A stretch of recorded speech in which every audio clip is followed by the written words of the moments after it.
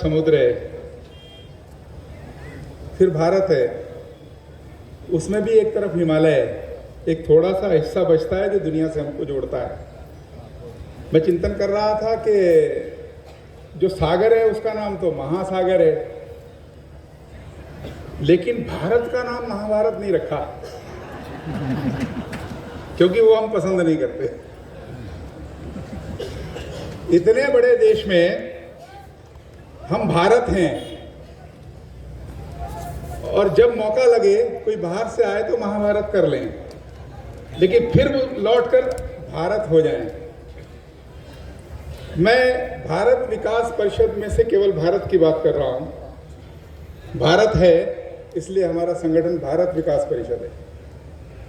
मुझे ध्यान आ रहा है, मैं स्मरण कर रहा था कि मेरे को अपनी माता की फोटो का ध्यान नहीं कि वो अगर मेरी जन्मदात्री माँ कैसी रही होगी। कारण ऐसा है कि जब हम छोटे थे तो घर में माता और पिताजी की फोटो ही नहीं थी, गुरुओं की फोटो रहती थी। और जब थोड़े से बड़े हुए तो शाखा जाने लग गए तो घर में भारत माता की फोटो आ गई। तो फिर कभी माता का स्मरण ही नहीं रहा। तो जब भी माता की कल्पना करते हैं, कुछ भी कोशिश करें, तो चित्र भारत माता का ही सामने आ जाता है। और अगर हम उस भारत माता की चिंता करते हैं तो मुझे ध्यान में आता है कि मैं एक दो स्थानों पर गया, वहाँ चर्चा भी की, कुछ उदाहरण भी रखे। एक उदाहरण रखा जो हमने खुद किया था, एक दो रीजन में उसको मैंने रखा। उदाहरण ऐसा है कि एक कल्पना आई, क्या अभी अभी जो चलना सीखे हैं उन बच्चों की दौड़ हो सकती है? भारत विकास परिषद में बहुत अनुभवी कार्यकर्ता हैं। कुछ लोग ताजा ताजा चलना सीखते हैं तो हम कार्यक्रमों में उनकी दौड़ देखते हैं, लेकिन ऐसे बच्चे जो अभी चलना सीखे इनकी दौड़ हो सकती है क्या? ये जब मन में विचार आया तो हमारे उस समय के ऑनरेरी मजिस्ट्रेट जिला संघचालक थे, उन्होंने सुझाव दिया कि हाँ की जा सकती है। क्या करना चाहिए? तो ध्यान आया कि ऐसे बच्चों की लिस्ट बनाई जाए। वो लिस्ट बनी तो 8 बच्चे समझ में आए उस एरिया के जो कुछ दिनों से चलना सीखे थे, कोई 8-10 दिन से, कोई 15 दिन से, कोई महीने भर से। कोई 2 कदम चल के गिरता था, कोई 4 कदम निकल जाता था, कोई दौड़ सकता था, लेकिन उनकी दौड़ रखी गई। दौड़ कैसे शुरू करें, अंत कैसे हो? तो ध्यान में आया कि पिताजी को बच्चे का हाथ पकड़ा देना चाहिए और सामने माँ होनी चाहिए, क्योंकि बच्चा स्वाभाविक किधर जाता है? माँ की तरफ जाता है। ऐसा ही किया, एक 7-8 कदम पर ही माँ को खड़ा कर दिया, लेकिन एक प्रयोग किया। प्रयोग ऐसा था कि बच्चों के बीच में कुछ खिलौने रख दिए, कुछ गुब्बारे रख दिए, और जैसे ही उनकी दौड़ शुरू होनी थी तो उनको माँ की ओर इशारा किया और पिताजी ने उनकी उंगली छोड़ दी। उंगली छोड़ दी तो चलते समय तो बच्चे ने माँ को देखा, एक कदम बढ़ाया तो खिलौना देखा, फिर माँ भूल गया तो खिलौने की तरफ भागा। जिसको पहले मिल गया वो वहीं बैठ गया, जिसको बाद में मिला वो वहां जाके बैठ गया। एक बच्चा फर्स्ट आया क्योंकि उसके रास्ते में कोई खिलौना नहीं था, और वो जो फर्स्ट आया वो हंस नहीं रहा था, वो रो रहा था। तो कभी कभी रोते हुए भी विजय प्राप्त होती है,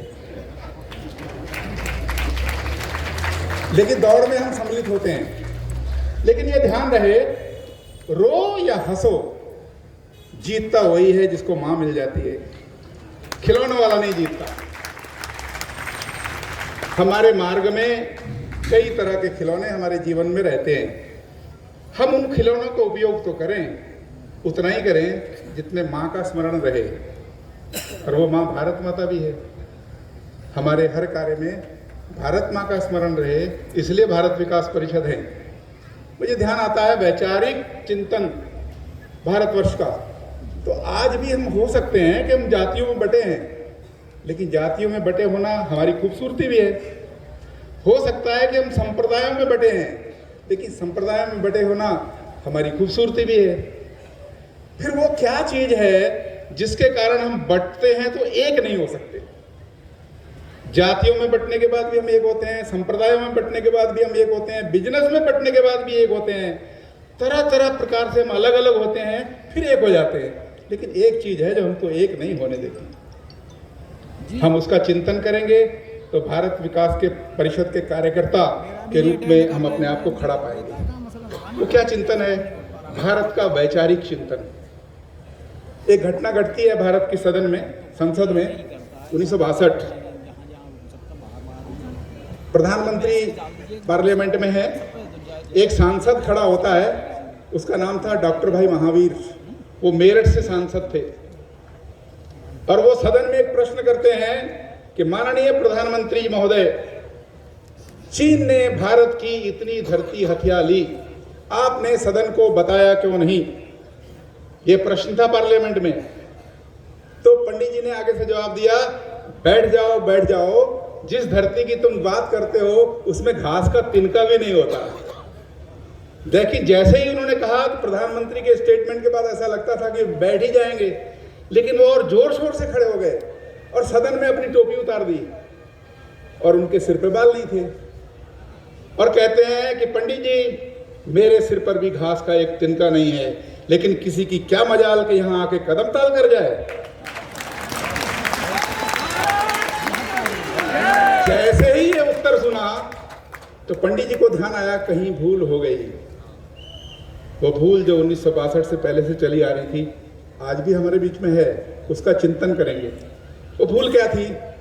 पंडित नेहरू का एक विचार था कि वो भारत को मानते तो थे, लेकिन कहते थे भूमि मात्र है। लेकिन डॉक्टर भाई महावीर भी भारत को मानते थे, शब्द उल्टे कर देते थे, मातृभूमि। शब्द तो वही है, वो कहते थे मातृभूमि, ये कहते हैं भूमि मात्र। ये दो विचारधाराएं आज भी हमारे देश में खड़ी हैं।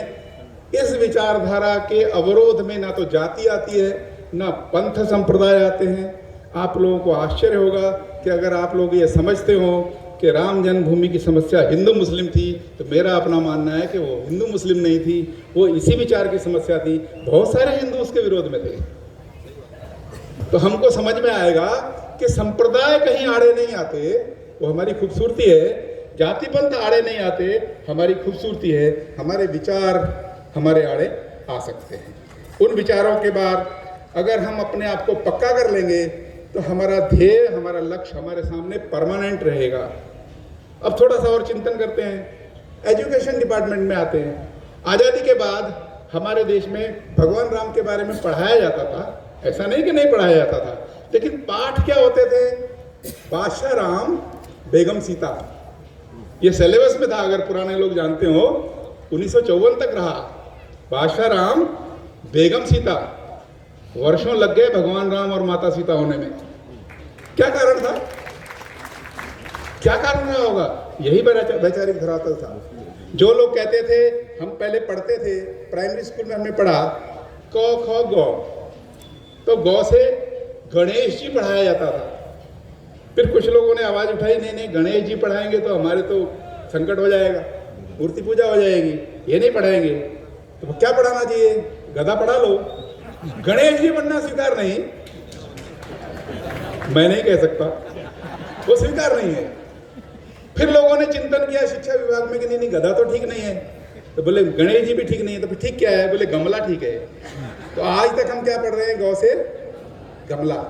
पता नहीं शिक्षा विभाग कब परिवर्तन करेगा, शायद हो गया हो। तो गौ से गणेश स्वीकार नहीं, गौ से गधा स्वीकार हो सकता है, लेकिन समाज स्वीकार नहीं करेगा। तो गमला एक निर्जीव है, इसलिए स्वीकार कर सकते हैं। ये वैचारिक सोच है। इस सोच से भारत को अगर बाहर निकालेंगे तो फिर हमारे सामने सोच होनी क्या चाहिए? कोई चित्र तो बनना चाहिए। और चित्र कैसे बनाते हैं? एक कुम्हार ने एक गणेश जी की प्रतिमा बनाई, बड़ा सजाया।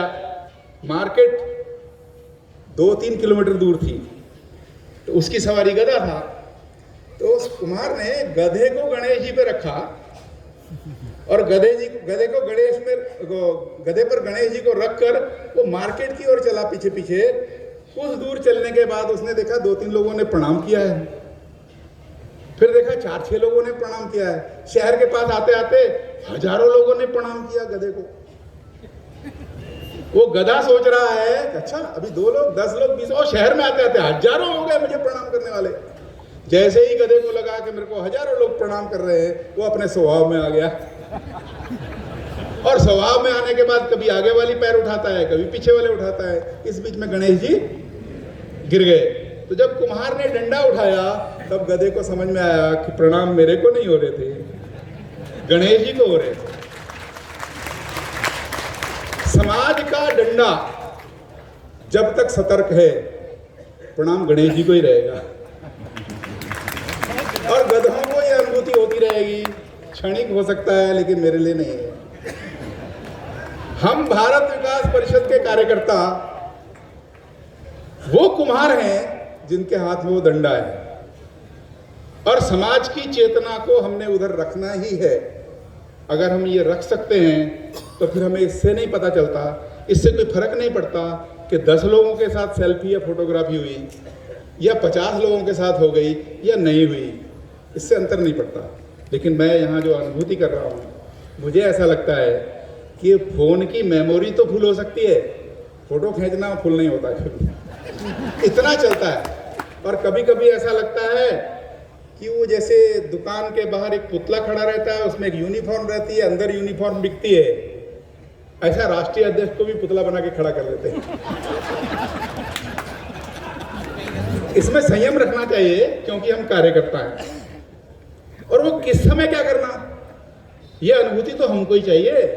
क्यों? क्योंकि अपने घर से जो हम संस्कार लेके जाएंगे, समाज में तो वही करने वाले हैं। जो व्यक्ति अपने मन में थोड़ा सा सोचता है, वो बार बार सोचता है, तो उसके मुंह से वही आवाज निकलती है। जब उसके मुंह से वही आवाज निकलती है और बार बार निकलती है, उसकी आदत बन जाती है, और जो आदत होती है उसको बाद में संस्कार कहते हैं। एक राजा के यहाँ एक व्यक्ति बहरूपिया आ गया, संगठनों में भी आते हैं। वो बहरूपिया आ गया, राजा को कहता है कि साहब अगर आप ये बता दो कि मेरी मूल भाषा कहाँ की है, मैं किस प्रदेश का हूँ, तो मैं आजीवन आपका गुलाम रहूंगा। मंत्रिमंडल बुलाया गया, वो जो भी बात करता था, जिस प्रांत की वहाँ की घटना है वहीं की बोली मिक्स ऐसा हो जाता था, पता ही नहीं चलता था किस प्रांत का है, सब फेल हो गए। तो राजा ने कहा कि तो बड़ा मुश्किल हो जाएगा, लेकिन राजा का मंत्री बड़ा चतुर था, संगठन मंत्री भी हो सकता है वो चतुर था मंत्री बहुत। उसकी नजर ऐसी थी, बड़ी पैनी थी, उसको पता है कब मीठा बोलना कब कड़वा बोलना, इसलिए वो बड़ा सुधार कर देता था। और राजा भी प्रसन्न रहता था कि अंततः गत्वा है तो संगठन ही। तो उसका जिम्मा लगाया गया। उन्होंने कहा ठीक है महाराज, कल सवेरे आपको पता चल जाएगा। तो मंत्री जी ने उस व्यक्ति की रुकने की व्यवस्था राजमहल में इतनी शानदार कर दी कि बहुत ही, और जाड़े का दिन था और अपनी व्यवस्था भी कर ली जो पहचानना था। रात को 2 बजे उसको बेड के ऊपर एक घड़ा फूटा पानी का, ठंडा ठंडा, और एकदम उसके बेड पे जैसे गिरा, उछल के एकदम बोल पड़ा। आप जानते हैं किस भाषा में बोला होगा, जो उसकी अपनी भाषा थी। और इतने में सब लोग सतर्क हो गए, भागे भागे आए, अरे साहब क्षमा कर दें, ये हो गया, कमरा बदल दिया, सब कुछ बदल दिया। उसको नहीं पता उसकी परीक्षा हो गई। और उसके बाद सवेरे मंत्रिमंडल में आए तो बोले जी राजस्थान के हैं। तो वो बोले साहब मैं आपका गुलाम हो गया, लेकिन ये बताइए आपने पकड़ा कैसे। तो उन्होंने कहा कि आदमी के मन में जो विचार होते हैं और जब वो बार बार उनको लेता है, वो उसके संस्कार हो जाते हैं। संस्कार अचेतन मन से भी फूटते हैं। वो व्यक्ति चलता फिरता कार्यकर्ता होता है, उसे किसी मार्गदर्शन की आवश्यकता नहीं होती। संस्कार ऐसे होते हैं। तो जो संस्कार चलते फिरते भी हमारे अंदर रहते हैं, होते क्या है, कैसे बनाए जाते हैं। आज जिस समय मैं यहाँ वक्तव्य दे रहा हूँ, संपूर्ण भारत का समाज कुछ लोगों को याद कर रहा है। आप जानते हैं इन्हीं दिनों गुरुपुत्रों का बलिदान हुआ था। एक दिन पहले से एक दिन बाद तक 2 दीवारों में चुन गए, युद्ध में शहीद हो गए, माता जी भी चली गई। लेकिन गुरु गोविंद सिंह जी अकेले जैसे ही अपने क्षेत्र में पहुंचते, आवास में पत्नी के पास पहुंचते हैं, तो गुरु गोविंद सिंह जी के पीछे कौन कौन आ रहा है? वो पत्नी उनको देख रही है, और देख रही है, दाएं बाएं देख रही है, क्योंकि जिनको वो देखना चाहती है वो नहीं है। वो देखना चाहती है गुरु जी तो आगे, गुरुपुत्र कहाँ है? फिर उन्होंने पूछ दिया कहाँ है? तो गुरु जी ने जो जवाब दिया, भारत विकास परिषद का उद्देश्य उसी में से है, हम लोग भी वही है। उन्होंने कहा कि इन पुत्रों के कारण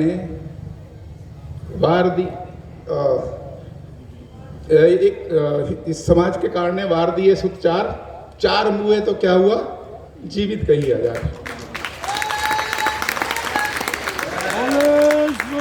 तो वो जो गुरुपुत्र थे वो किसकी संपत्ति थे? समाज की संपत्ति थे।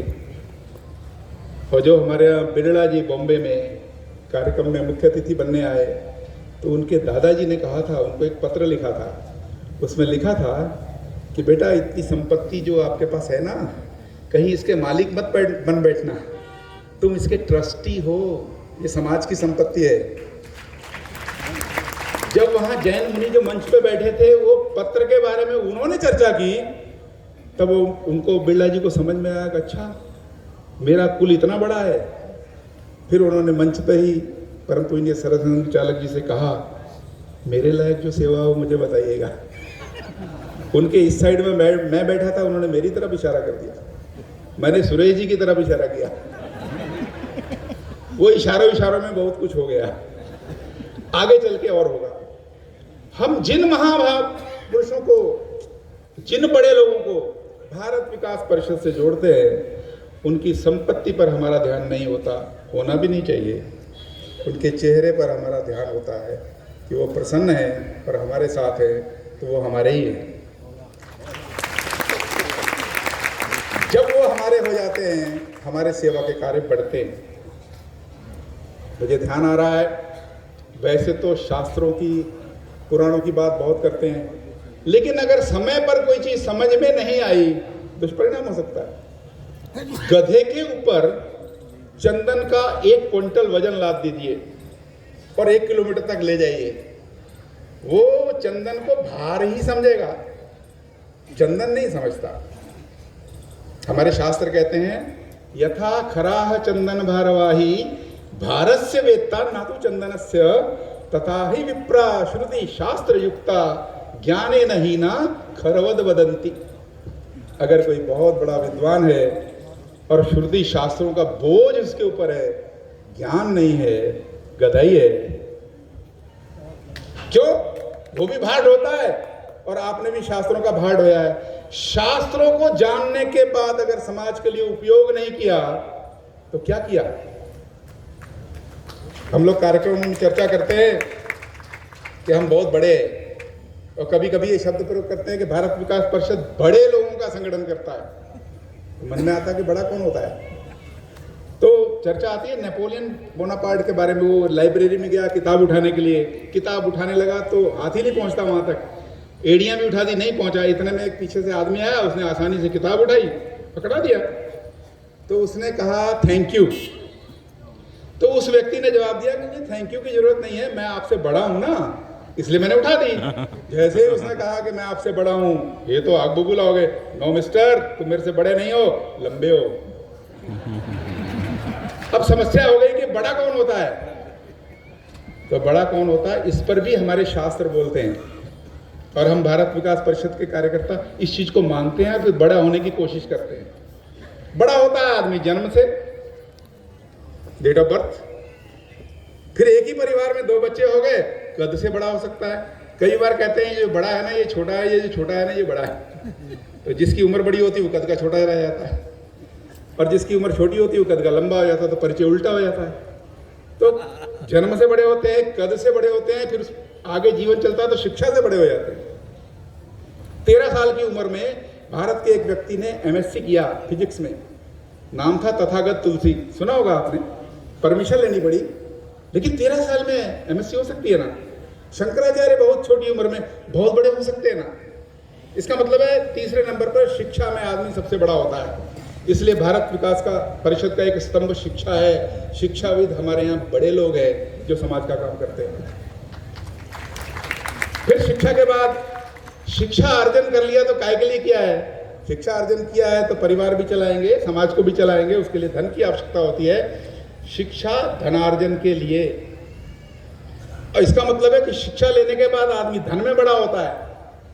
तो जो बहुत बड़े धनपति है हमारे यहाँ बड़े होते हैं, लेकिन उससे भी कोई बड़ा होता है क्या? तो बोले हाँ, उससे भी बड़ा होता है। वो चिंतन विदेशों में नहीं है, केवल भारत में है, क्योंकि उनकी शैली में वो है ही नहीं, उनके संस्कारों में वो है ही नहीं, लेकिन भारत में पूर्णता है। तो वो हमारे यहाँ एक श्लोक है, वो 25-25 साल में आश्रमों को बांटते हैं और कहते हैं कि पहले 25 साल ये करो, दूसरे 25 साल ये करो, तीसरे 25 साल ये करो, चौथे। तो कहते हैं प्रथमेन आर्जितम विद्या, अगर पहले 25 साल आपने विद्या अर्जित नहीं की, द्वितीय न आर्जितम धनम, और दूसरे में आपने धन नहीं कमाया, और तृतीय न आर्जितम पुण्यम, और तीसरे में आपने अगर पुण्य नहीं कमाया तो चतुर्थे किम करिष्यसि, चौथे में क्या करोगे, क्योंकि कुछ भी करने लायक नहीं रहने वाले। तो अगर हमने इस दृष्टि में देखा है तो जन्म से बड़ा, कद से बड़ा, शिक्षा से बड़ा, धन से बड़ा, लेकिन उससे बड़ा पुण्य से बड़ा। इस पुण्य को सहभागिता के लिए हम भारत विकास परिषद के कार्यकर्ता भारत के बड़े बड़े सम्माननीय लोगों को मौका देते हैं कि आप भी पुण्य कर सको, अपने साथ संपर्क विभाग में जोड़ते हैं। खाली हम ही नहीं, हम समाज के लोगों को मौका देते हैं, हमारे साथ आइए, पुण्य का रास्ता यहाँ से निकलता है। कोटा का अस्पताल देखिए, पुण्य का रास्ता यहाँ से निकलता है, तो प्रेरणा मिलती है। तो पुण्य ही हमारा जो मेन है। वो श्लोक दोहे बहुत हैं। पहले राजा लोग होते थे तो संपत्तियाँ अलग अलग प्रकार की होती थी, तो कोई घोड़े वाला ज़्यादा होता था, कोई हाथी वाला ज़्यादा होता था, कोई किसी के यहाँ गाय ज़्यादा होती थी। तो उसके बारे में कहा गया है, गौ धन, गज धन, बाज धन और रतन धन खान, जब आवे संतोष धन, सब धन दूरी समान। ये संतोष तो उसी को हो सकता है जिसका धन सेवा के काम में लगा है, पुण्य के काम में लगा है। नहीं तो जैसे महात्मा जी कह रहे थे कि 80 साल के बूढ़े ने कहा कि मेरी उम्र तो अभी 7-8 साल ही है, 5 साल ही है, और मेरे पास धन कितना है, 10 ही हज़ार है, क्योंकि उतना ही आकलन होगा। हम भारत विकास परिषद के कार्यकर्ता इस मनोयोग से कि हमने तो बहुत सारे लोगों को जोड़ना है। अब कुछ लोग ऐसे होते हैं कि जो हमारे साथ एडजस्ट करते हैं। अब सब लोग तो हमसे एडजस्ट नहीं करते, लेकिन हैं बड़े महत्वपूर्ण समाज के अंदर। क्या करना पड़ेगा? जो समाज के अंदर इतने महत्वपूर्ण है, हमसे एडजस्ट नहीं करते, 2 कदम नीचे उतर के हम उससे एडजस्ट करेंगे, क्योंकि समाज का काम करना है। अगर ये परिवर्तन हम अपने आप में ले आए तो हम संगठन करते हैं। अदरवाइज आपके हाथ में 2-4 फूल हों और सामने देवता की प्रतिमा हो, क्या करेंगे? चरणों में चढ़ा देते हैं। पुष्प कहाँ चढ़ाया जाता है? देवता के चरणों में। लेकिन वही 8-10 फूल हो और उसमें से एक डोरी निकल जाए घूमकर, तो माला बन जाए, तो क्या उसको चरणों में रखते हैं? कहाँ चढ़ाते हैं? गले में डालते हैं। यानी जब संगठन सूत्र बीच में होता है, हम भगवान के हृदय तक पहुंचते हैं, नहीं तो चरणों में स्थान है। सारा समाज तो चरणों में ही है, वहां से मांगता है। लेकिन हम भारत विकास परिषद के कार्यकर्ता एक माला में पिरोकर भगवान के हृदय तक जाते हैं, वहाँ से जो स्पंदन आती है उसको अपने हृदय में लेते हैं, और फिर हम समाज में उतरते हैं। इसलिए हम कहते हैं कि हमारा काम ईश्वरी कार्य है। जो काम ईश्वर ने करना है वो काम को हम कर रहे हैं, इसलिए हमारा काम ईश्वरी है। जब माननीय मुकुंदा जी का भाषण होना था तो महामंत्री जी बोले कि भाई साहब, कार्यक्रम से पहले गीत होना चाहिए, हमारे मुख्य अतिथि बोलेंगे। तो हमको भी लगा होना चाहिए। तो क्या हुआ, इतने में हमारे एक अतिथि आए और उन्होंने सुंदर सा गीत गा दिया, भजन गा दिया। तो जो अधिकारी के आने से पहले गीत होना चाहिए, वो प्रकृति ने उसकी व्यवस्था कर दी, क्योंकि ईश्वरी कार्य है। ईश्वर सब जगह हमारे साथ है।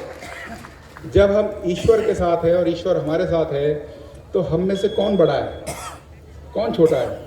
हम छोटी सी बात को लेकर कष्ट क्यों मनाते हैं? ये हो सकता है कि कई बार ट्रेन बहुत लंबी होती है और रेलवे स्टेशन छोटा होता है। और उसमें जो सबसे पीछे वाला डिब्बा होता है उसमें बैठा हुआ यात्री जब तक पानी लेने के लिए स्टेशन पे आता है तब तक वो सीटी मार देती है। तो वो तो बेचारा किसी भी स्टेशन पर स्टेशन से संपर्क नहीं कर, पानी से संपर्क नहीं कर पाता। लेकिन इसका मतलब नहीं है कि उसके लिए व्यवस्था ही कहीं नहीं है। जब कभी कभी संगठनों में ट्रेन लंबी हो जाती है, विषय लंबे हो जाते हैं, भाषण लंबे हो जाते हैं, लेकिन हम ही लोग धैर्य से बैठे रहते हैं कि चलो 2-4 स्टेशन के बाद पानी तक पहुंच जाएंगे। लंबे विषय भी हम लोग नहीं रखते, लेकिन हम लोगों के मन में ये ध्यान रहता है कि संपूर्ण भारत यहाँ आया है। क्या संपूर्ण भारत को इतना समय मिला तो एक दूसरे से मिलने? क्या केवल मंच को ही सुनना है? नहीं, मंच को भी सुनना है, आपस में भी बातचीत करनी है, एक दूसरे से बहुत समय बाद मिलते हैं। ये अधिवेशन है जिसमें हम आपस में संपर्क करते हैं। संपर्क बाहर वाले से भी होता है, संपर्क पास वाले से भी होता है, संपर्क अंदर से अपने मन से भी होता है। जब 4 लोगों से मिलते हैं तो शाम को सोते समय अपने बारे में सोचते हैं कि यार वहाँ ये कह दिया था, वहाँ कह दिया था, कुछ तो मेरे में भी गड़बड़ है। हम अपने मन में भी संपर्क करते हैं। तो जब मन में संपर्क करते हैं तो हमारा व्यवहार सुधरने लगता है। हम भारत विकास परिषद के कार्यकर्ता अपने आप को भारत विकास परिषद के कार्य करने के लिए सर्वथा योग्य सिद्ध करने के लिए जो कुछ कर सकते हैं हमको वो करना चाहिए। अगर हम ऐसा नहीं करेंगे तो हम पद तो ढोते रहेंगे, लेकिन भारत विकास परिषद का कार्य वहीं का वहीं रहेगा। जब हमको किसी फोटो की इच्छा ज़्यादा होगी, जब हमको किसी स्थान लेने की इच्छा ज़्यादा होगी, तो एक गणित में रहता है ना कि a+b फिर आगे डॉट ऐसे रहता है। और कभी कभी रहता है कि 10/20 और प्लस a+b बराबर क्या। तो हमको ध्यान रखना चाहिए कि जो आगे लाइन पड़ी रहती है कुछ अंक उसके ऊपर होते हैं और कुछ अंक उसके नीचे पड़े रहते हैं। अगर हम ऊपर वाली रेखा में चले गए तो हम कार्य में गुणांक रूप में आ जाएंगे। स्थान लेने के चक्कर में रेखा से नीचे आ गए, डिवाइड कर देंगे। हमको किसी भी हालत में अपना स्थान लेने के लिए वो रेखा से नीचे भागा वाली इस लाइन में नहीं आना है कि संगठन डिवाइड हो गया, नहीं मिले स्थान, कोई बात नहीं। कभी भी स्थान ही है सब कुछ। क्या? हाँ, स्थान है, नो डाउट, लेकिन स्थान कब तक? भगवान शंकर और भगवान विष्णु इनकी मुलाकात होती है। मुलाकात होती है तो बड़ा दृश्य रोचक है। शंकर भगवान के गले में सांप और विष्णु जी के नीचे गरुड़, और शंकर भगवान और विष्णु मिल रहे हैं तो सांप तो सिर के ऊपर से ऐसे कर रहा है और गरुड़ जी को फूं कर रहा है, बार बार फूं, और गरुड़ जी गर्दन नीचे झुकाए हुए नमन करते हुए बैठे हैं। इस दृश्य को नारद जी देख रहे थे। तो नारद जी ने बाद में गरुड़ जी से पूछा, भाई चक्कर क्या है? आपका प्रिय भोजन सांप और मौका अच्छा, और वो आपको ललकार भी रहा है, उसके बाद भी आप नमन क्यों थे? तब वहां गरुड़ ने उत्तर दिया कि स्थानम प्रधानम न च बलम। ये देखो भाई कहाँ बैठा है, शिव की गर्दन पर है और मैं कहाँ हूं? विष्णु जी के नीचे। मेरी पावर कुछ नहीं है। भारत विकास परिषद के कार्यकर्ताओं को अपना सेवा का काम करते करते जनमत भी बनाना है, और जनमत बनाते समय ये देखना है कि ऐसे लोग जो हमारे भोजन होने चाहिए वो कहीं उच्च पदों पे तो नहीं चले गए। ऐसे स्थान पर रहेंगे तो स्थानम प्रधानम, आप करते रहिए सेवा, वो तो ऐसे ही रह जाएंगे। आप गरुड़ होने के बाद भी नीचे रहने वाले हैं। तो संदेश क्या जाता है? हमारा देश प्रजातांत्रिक देश है, और प्रजातांत्रिक देश में नारा क्या होता है? बहुजन हिताय बहुजन सुखाय। और उसके बाद हम कहते हैं कि राम राज्य लाएंगे, लेकिन राम राज्य का नारा क्या होता है? सर्वजन हिताय सर्वजन सुखाय। नारा में तो अंतर है। तो इसका मतलब क्या है? जनतंत्र में तो हैं, राम राज्य तो लाना है, लेकिन बहुजन के लिए नहीं, सर्वजन के लिए लाना है। वो जो सर्वजन है उसमें हम उच्च क्लास के लोग वो नीचे वाले व्यक्ति को ढूंढते हैं कहाँ है, क्योंकि वो भी बराबरी में आ जाए। क्योंकि जब सर्वजन सुखाय होगा तभी राम राज्य होगा, और जब राम राज्य होगा तभी राम की भक्ति होगी, तभी राम का मंदिर बनाने का भी अर्थ साकार हो पाएगा। तो आज जिनका पखवाड़ा चल रहा है, गुरुपुत्रों को हमने याद किया, गुरु गोविंद सिंह जी के शब्द हैं, वो कहते हैं कार्यकर्ताओं के लिए संदेश देते हैं कि क्या करना चाहिए, कार्यकर्ता कैसे होना चाहिए। वो कहते हैं कि सो सफला जग में तब हुए हैं। वो कार्यकर्ता जो संगठन का या देश का काम करता है वो सफल कब होगा? सो सफला जग में तब हुए हैं, लघु जातन को बड़पन दे हैं, इनकी जात और कुलमाही, सरदारी नहीं मिली कताही, इन्हीं को सरदार बनाऊं तभी गोविंद सिंह नाम कहा।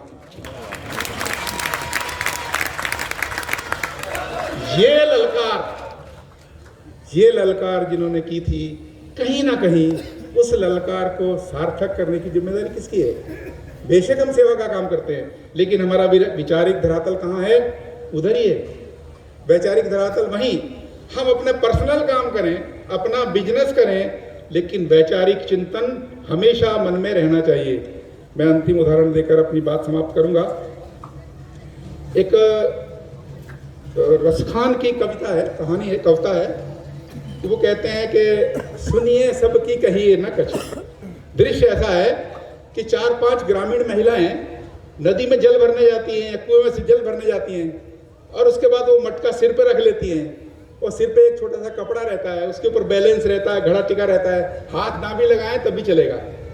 तो लेकिन वो घड़ा पानी का भरा सिर पर है, और उसके बाद उनके हाथ में, किसी के हाथ में कोई टहनी है, किसी के हाथ में कोई फूल है, और गपशप करती हुई चलती है। इस दृश्य पे रसखान जी ने कहा कि सुनिए सबकी कहिए न कछु, रहिए मिजा भववागर में, रसखान गोविंद ही यों भजिए जिमि नागरी को चित गागरी में। ये जो महिलाएं गांव की गपशप तो बहुत करती हैं, लेकिन ध्यान कहाँ है? गगरी में। आप अपना व्यक्तिगत काम कीजिए, अपना व्यवसाय कीजिए, लेकिन ध्यान में क्या रहना चाहिए? भारत विकास परिषद। अगर ये हमारे ध्यान में है तो आज का अधिवेशन ये हम लोगों के लिए बहुत सफल होगा। हम लोगों ने आपस में परिचय किया, मेरे मन में कहने की बहुत बातें हैं, लेकिन समय की मर्यादा इतनी है कि जितना घंटे हमने भोजन किया, अगर हमने 20 मिनट भोजन किया तो 4 घंटे हजम करने के लिए चाहिए होते हैं। तो लगातार बहुत सी बातें सुनने के बाद हाजमा बिगड़ सकता है। मैं अपनी बात को यहीं विराम देता हूं और आप सबका धन्यवाद करता हूं कि आपने भारत विकास परिषद के मर्म को समझा है और संगठन को आगे चलाएंगे। धन्यवाद।